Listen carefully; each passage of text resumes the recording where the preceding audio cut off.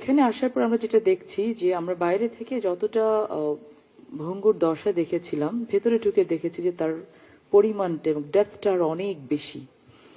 So information and communication দুটো এতটা interconnected যে যদি ইনফরমেশনটা থাকে, এটা কমিউনিকেশনটা অ্যাপ্রোপ্রিয়েটলি না হয়, তাহলে কিন্তু যুদ্ধ লেগে যেতে পারে, আবার শান্তিও প্রতিষ্ঠিত হতে পারে।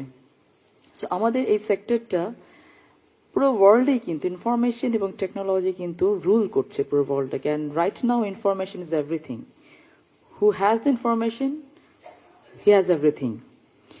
তো আমাদের দেশে এখন বর্তমান প্রেক্ষাপটে যেটা আমরা খুব ফিল করছি যে আমাদের ইনফরমেশনগুলো নিয়ে শুধু ইনফরমেশন না, মিস ইনফরমেশন, ডিসইনফরমেশনের একটা যুগে এখানে একটা রেগুলেশনের অবশ্যই আছে আমাদের, তারপরেও এগুলোকে প্রপার ইমপ্লিমেন্টেশন থেকে শুরু করে আমাদেরকে আগে ডার্টগুলোকে ক্লিন করতে হবে। বিগত সময়ের বেশ লগ আছে আমাদের পুরো এই সেক্টরটাতে।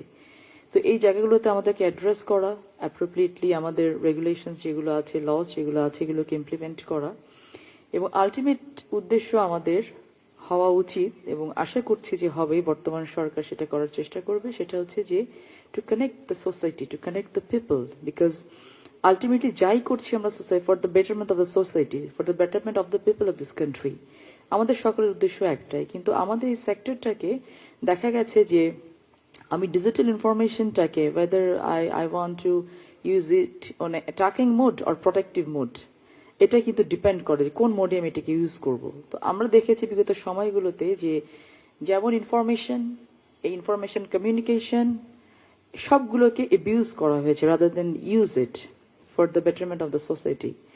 তো আজকে এখানে অনেক বিজ্ঞ এবং জ্ঞানী গুণী ব্যক্তি আছেন, তারা অনেক ইনফরমেটিভ কথা বলেছেন, তথ্য দিয়েছেন, অনেক ডেটা দিয়েছেন, ডিজিটাল ইকোনমির কথা বলা হয়েছে। তো আমি যেটা বলতে চাই যে কোনো ইকোনমি, কোনো কিছু সাস্টেইনেবল হবে না যদি এটা আমাদের সোসাইটির বেটারমেন্টে যেও কাজ না করে।